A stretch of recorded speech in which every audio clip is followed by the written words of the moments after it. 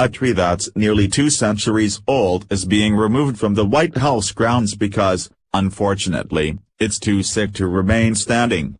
The move comes at the urging of the United States National Arboretum, who have warned that the structure of the tree is greatly compromised and the tree is completely dependent on the artificial support.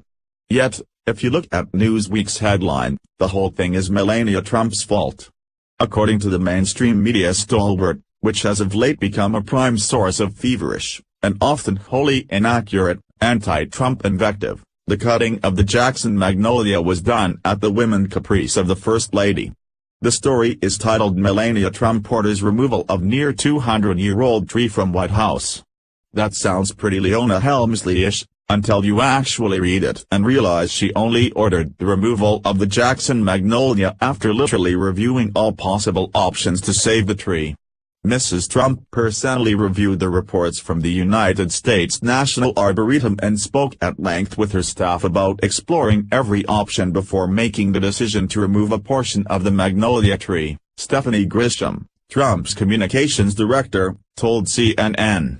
Trending, CBS attempted hit job against tax bill, but all three families discovered something. After reviewing the reports, she trusted that every effort had been made to preserve the historic tree and was concerned about the safety of visitors and members of the press, who are often standing right in front of the tree during Marine One lifts.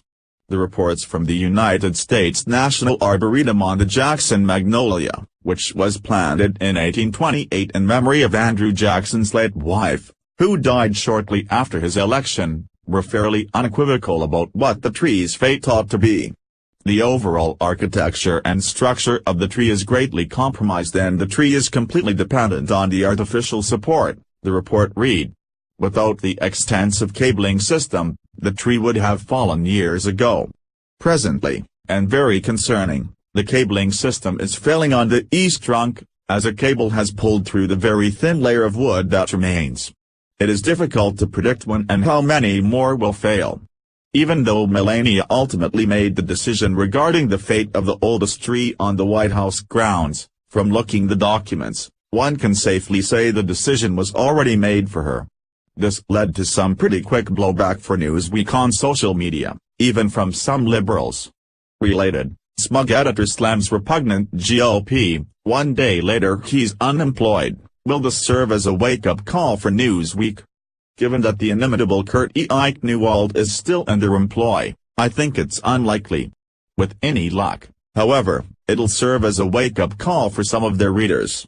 HT Newsmax, please like and share on Facebook and Twitter with your thoughts on Newsweek's headline. What are your thoughts on the mainstream media's anti-Trump bias?